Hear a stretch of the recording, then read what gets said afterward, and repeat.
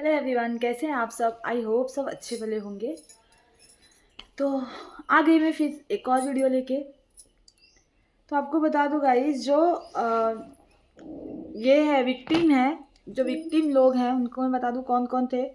Victim थी Sachin, sorry Sachin नहीं, सचिन तो सचिन विक्टिम में नहीं आएगा। सचिन तो मेन है, जो सचिन ने कांड किया आपने देखा ही। उसके बाद ये हैं जगत दीदी हैं, और जो छल हुआ है, जिनके साथ छल हुआ है वो हैं सुमित महल जी और मनीषा। ठीक है, ये दोनों के साथ छल हुआ है, इन दोनों के साथ गलत हुआ है। ठीक है, ये आप भी मानते हो, सारी ऑडियंस मानती है, पूरी दुनिया मानती है कि इनके साथ गलत हुआ है।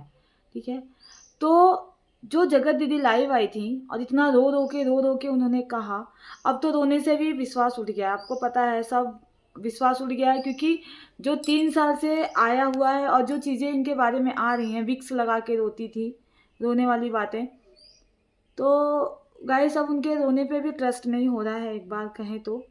लेकिन फिर भी वो रो रही थी तो मन को अजीब सा लग रहा था, अच्छा नहीं लग रहा था, सुकून नहीं मिल रहा था कि पता नहीं क्या है क्या नहीं। अब क्या है वो तो वही जाने, पर हम जो देख रहे हैं मैं उसके बारे में बता रही हूँ आपको।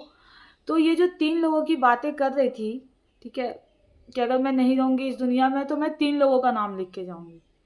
सचिन मनीषा तो पता है, सचिन मनीषा, लेकिन मनीषा भी क्यों? अगर सचिन तो है ही, बस मनीषा क्यों? मनीषा खुद विक्टिम थी। ठीक है, मनीषा के साथ तो खुद गलत हुआ है, मनीषा के साथ ये दोनों मिलके धोखेबाजी किए हैं, तो वो तो खुद विक्टिम थी, उसके साथ तो खुद धोखा हुआ है, उसके साथ तो खुद गलत हुआ है।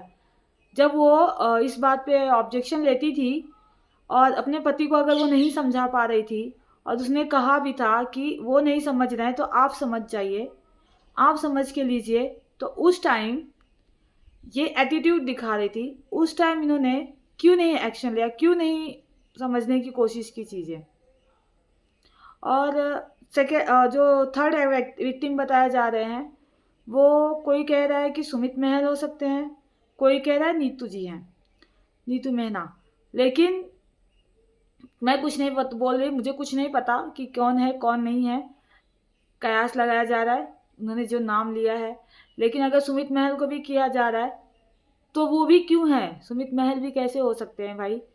वो भी तो एक विक्टिम है, उनके साथ भी तो गलत हुआ है, उनके साथ भी तो छल हुआ है, गलत तो उनके साथ भी हुआ है। जैसा छल मनीषा के साथ हुआ है, सेम वैसा ही सुमित महल के साथ हुआ है। और छल करने वाले थे जगत दीदी और सचिन, ये दोनों लोग मिलकर अपने अपने पार्टनर के साथ गलत किए हैं। ठीक है, तो विक्टिम तो ये दोनों भी हुए, फिर इनके ऊपर उंगली उठाने का सवाल मुझे नहीं समझ में आया। अगर ये दोनों लोग हैं तो गलत है, क्योंकि ये दोनों हो ही नहीं सकते, क्योंकि ये दोनों के साथ खुद गलत हुआ है। ये लोग उंगली उठाते हैं, बाकी आप उनके ऊपर उंगली उठाओगे। ठीक है, और ऑडियंस के सामने आके रो रो के दादागिरी दिखाना, उससे कुछ नहीं होने वाला। जब ऑडियंस तुम्हारे पर ट्रस्ट कर सकती है, तुम्हारी बातों में आ सकती है, तुम्हें देख के ऑडियंस रोती थी, तुम्हें देख के हंसती थी, तुम रोते थे तो ऑडियंस रोती थी, दीदी के साथ गलत हो रहा है, ये हो रहा है, या भैया के साथ। और जब तुम हंसते थे तो ऑडियंस हंसती थी, इतना ट्रस्ट था आप पे ऑडियंस का। आज आपने वो ट्रस्ट तोड़ा है। ठीक है, आज वो ऑडियंस के सामने जब सारी चीज़ें आई हैं तो सोचिए उनको कैसा लगा होगा। और क्या वो एक माफ़ी के भी हकदार नहीं है? आप आ रही हैं सोशल मीडिया पे, या फिर आप आ रही हैं लाइव आ रही हैं, ब्लॉग डाल रही हैं, तो क्या वो ऑडियंस से आप एक माफ़ी भी नहीं मांग सकती? तो जब आपसे एक माफ़ी नहीं निकल रही ऑडियंस के लिए, तो फिर उस ऑडियंस से आप उम्मीद क्यों लगा रही हैं कि जस्टिस करे? बहुत लोग देख रही हूँ जस्टिस पे उतर भी आए हैं, बहुत लोग कह रहे हैं कि Neha Tiwari justice, justice for Neha Tiwari, ये वो, जगत दीदी जस्टिस फॉर। पर कैसे? उसी ऑडियंस के साथ आपने गलत किया, उनका ट्रस्ट तोड़ा, और उन्हीं पे फिर उन्हीं से आप जस्टिस मांग रही हैं। पिघला, आप फिर से वही पुराना वाला काम कर रही हैं जो रो रो के करती थी। ठीक है, और चलो ब्लैकमेलिंग, बहुत सारे लोग हैं, जैसे ब्लैकमेलिंग केस हो गया, दादागिरी वाली केस हो गई, या फिर कोई और केस हो गई, समझ में आता है। लेकिन जो कैरेक्टर वाली केस है ना, जो सुमित महल से शादी टूटी है, ये तो सबको अंदाज़ा लग गया था। ये फर्स्ट डे, उसी दिन जिस दिन सचिन ने चैट लाइव की थी, सारी बातें लाइव की थी, उसी दिन पता चल गया था कि ये शादी नहीं होगी। ये शादी कगार पे ही है, नहीं होगी, फिक्स था। क्योंकि देखो, दादागिरी, ब्लैकमेलिंग, झूठ बोलना, चोरी, ये सब एक अलग जगह की है, और जो कैरेक्टर पे सवाल आता है ना, वो एक अलग है, अलग बात है। ठीक है, तो यहाँ पे कैरेक्टर वाली बात हो गई थी। तो ये तो पता था कि ये शादी तो कैंसिल होने ही वाली है। बात वो अलग है कि आप लोग ला नहीं रहे थे। आप कह रहे थे हम पक्ष रखेंगे, ना पक्ष रखी, ना कुछ किया आपने। और नहीं तो आके आप सोशल मीडिया पे कह रही हैं कि मैं अगर इस दुनिया में नहीं रहूँगी। ये तो अलग है, ये तो गलत मैसेज जा रहा है लोगों के लिए। आप सुसाइड वाली बात कर रही हैं, ये सोशल मीडिया पे आप नहीं कर सकते। ठीक है, तो बच्चे देखते हैं, बड़े देखते हैं, उन पे उनको क्या मैसेज जाएगा। ये सारी चीज़ें जो दिखा रहे हैं आप लोग सोशल मीडिया पे, तो गाइस आप कहीं ना कहीं गलत मैसेज दे रहे हो। सोशल मीडिया पे बहुत सारे लोग देखते हैं, वो चीज़ को समझो। जो भी चैट्स वगैरह हुए थे या जो भी चीज़ें हुई थी गलत हुई थी। और रोना धोना, सुसाइड, ब्लैकमेलिंग, ये सब क्या है? ये सारी चीज़ें गलत मैसेज है सोशल मीडिया पे। ठीक है, और ब्लैकमेलिंग जो हो रही है, ब्लैकमेल करने का जो आदत था, तो ये दोनों को ही थी। देखा जाए तो सचिन को भी और जगत दीदी भी, दोनों जो एक दूसरे को ब्लैकमेल करते थे। आज आप देखते हैं कि बहुत सारे टीवी, क्राइम पेट्रोल, बहुत सारे सीरियल वगैरह सब चीज़ दिखाते हैं। ब्लैकमेलिंग से कितनी बड़ी बड़े कांड हो जाते हैं। हम अपने बच्चों को भी, और हम खुद अलर्ट रहते हैं, अपने बच्चों को भी बताते हैं कि ब्लैकमेलिंग अगर कोई करे या तुम्हारे साथ कोई कुछ गलत बोल रहा है, कह रहा है, तो हमें बताना, हम उसको जवाब देंगे। हम मतलब बहुत ज़्यादा मतलब देखते हैं कि कोई ब्लैकमेलिंग केस वगैरह बच्चों के साथ तो नहीं हो रहा है, क्योंकि बहुत बड़े बड़े कांड हो जाते हैं ब्लैकमेलिंग से। तो कहीं ना कहीं देखा जाए तो ये दोनों भी एक दूसरे को ब्लैकमेल कर रहे थे। ठीक है, वो कहते थे, उनको ये ब्लैकमेल करती थी कि तुम ये कर दो नहीं तो मैं शादी कर लूँगी, तुम ये कर दो नहीं तो मैं 15 दिन के अंदर शादी कर लूँगी, तुम ये नहीं करोगे तो मैं शादी कर लूँगी। तो वो इमोशनली अटैच होता था बंदा उससे, तो वो सोचता था कि ये शादी ना कहीं कर ले। और वो थे तो वो कहते थे तुम आओगी नहीं मिलने अगर, तो मैं लाइव कर दूँगा, तुम आओगी नहीं तो तुम्हें मैसेज कर दूँगा, तुम अगर ये नहीं करोगी तो मैं लाइव कर दूँगा, ये कर दूँगा, सोशल मीडिया पे फैला दूँगा। दोनों एक दूसरे को कहीं ना कहीं ब्लैकमेल करते थे अपना अपना काम निकलवाने के लिए। ठीक है, ब्लैकमेलिंग तो चलती थी, दोनों एक नंबर के ब्लैकमेकर थे। और इसी ब्लैकमेलिंग के वजह से ये लोग यहाँ तक आया है, ये रिलेशनशिप।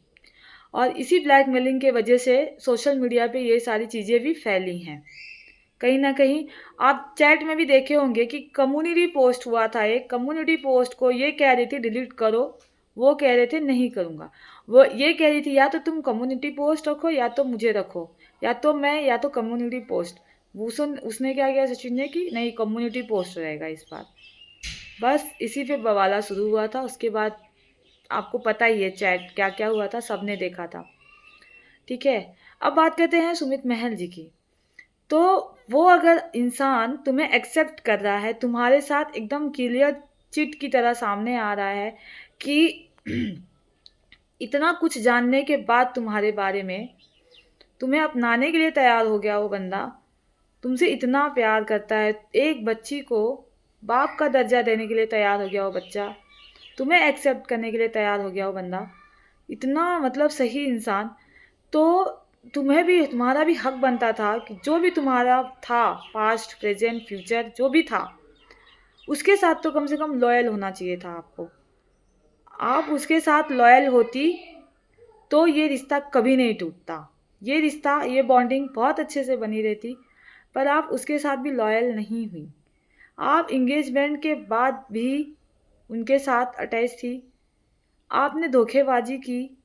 अगर आपका था भी उस टाइम, तो फिर आप अगर जिस टाइम आपका इंगेजमेंट हुआ उस टाइम ही आप एकदम लॉयल होके बता दी होती ये बात सुमित महल को, तो भी ये रिश्ता बना रहता कहीं ना कहीं।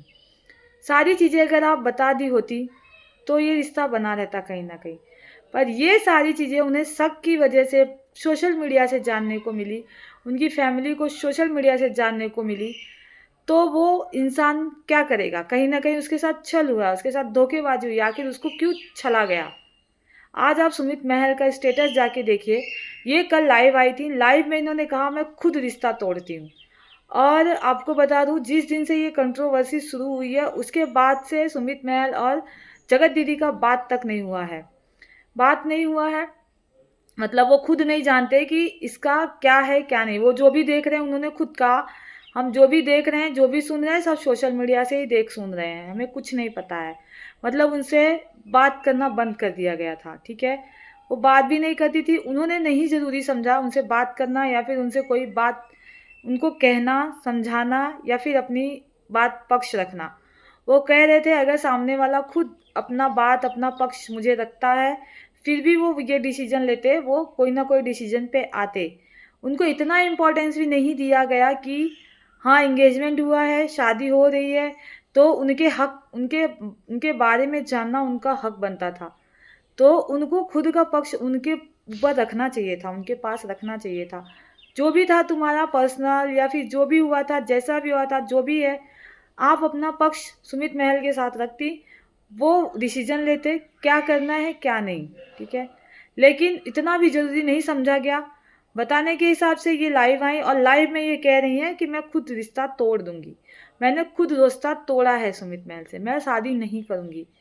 वो ऐसे कहती है। अगर ये लाइव वो देख रहे होंगे तो वो भी समझ गए कि ये शादी तोड़ रही हैं, ठीक है। पता नहीं उनसे कहा गया है फ़ोन करके या फिर नहीं, कोई चीज़ उनके सामने प्रेजेंट नहीं की गई, ठीक है। इतना गलत हुआ इंसान के साथ। सबकी फीलिंग होती है, सबके इमोशंस होते हैं, किसी के इमोशंस के साथ नहीं खेलना चाहिए।